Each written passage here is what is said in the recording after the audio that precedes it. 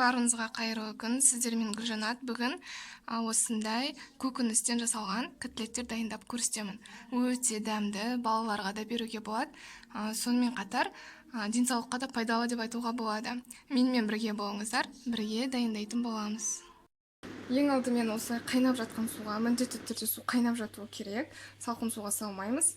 Сәбізімізбен картобымызды пісіріп аламыз, қайнатып аламыз. Сонымен қызылшаны да дәл осылай істейміз. Мінекей біз барлық көкөністерді пісіріп алдық. Бізде әлі ыстық болып тұр. Осы ыстық күйінде біз езетін боламыз үстін басып.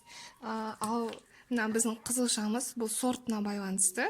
Егер сізде осындай арнайы езгішпен езілмейтін болса, онда ұсақ үкіштен өткізуге болады. Міне толықтай ездік картоппен біздің сәбізімізді. Ал қызылшаны мен ең ұсақ теркіден өткіздім осылай. Енді бір жұмыртқаны алып, кішкене ғана шайқаймыз. Содан соң жарты бөлігін осыған қосамыз да, жарты бөлігін қалдырамыз. Енді мына ыдысымызға, жаңа жұмыртқаның жартысы бар ыдысымызға қызылшамызды саламыз да, біздің картоп пен сәбізіміздің жартысын ғана салатын боламыз. Содан соң жақсылап араластырамыз. Сонда бізде екі түрлі котлет болайын деп тұр ғой. Мынау қызылшадан жасалған котлет, ал мынау тек қана картоп пен сәбізден дайындалған осындай сары түсті котлеттер болатын болады. Жақсы араластырамыз. Енді дәміне қарап тұз саламыз. Тұзды басында да салып жіберуге болады, ешқандай да айырмашылығы жоқ. Тағы да жақсылап араластырамыз. Ал енді біздің котлеттерімізді қуыратын боламыз. Табаға осындай қатты көп емес, осындай мөлшерде майымызды құйып қыздырамыз. Содан соң котлеттерді жасаймыз қолымызбен. Содан соң ұнға аунатып барып қуыратын боламыз.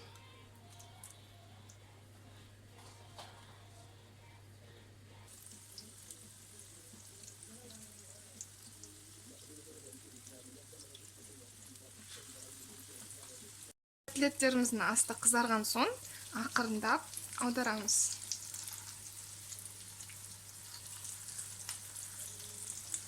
Барлығын осылай қызарғанша пісіріп шығамыз.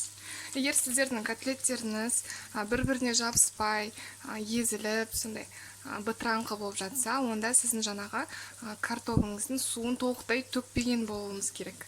Егер толықтай төгіп, ешқандай да су болмаса, жаңа картобыңыз бен сәбіз, қызылшаны пісіргенде, онда осылай бір-біріне жабысып, формасын ұстап, жақсы болып пісетін болады. Қызылшадан жасалған котлеттерді де дәл солай қуырып, қызарғанша пісіретін боламыз. Екі жағынан осылай пісіріп шығамыз.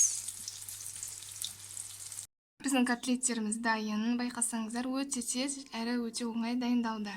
Енді сіздерге структурасын, ортасын, дәмін көрсетейін, қандай болады екен. Өте жұмсақ. Маған сеніңіздер, котлеттер өте дәмді болып шықты, ортасы осындай болып піседі. Бұл балалар үшін, үлкен кісілер үшін таптырмас, өте дәмді, тіске де жақсы болатын, жақсы желінетін дәмді котлеттер. Міндетті түрде жасап көріңіздер. Сонымен қатар бұл ағзаға да пайдалы, өйткені тек қана көкөністерден дайындалған, артық ешқандай нәрсе жоқ. Сіздермен болған Гүлжанат. Видео ұнаса лайк басып қойыңыздар, және де тіркелуді ұмытпаңыздар, өйткені өте көп рецепттер болады, жіберіп алмаңыздар.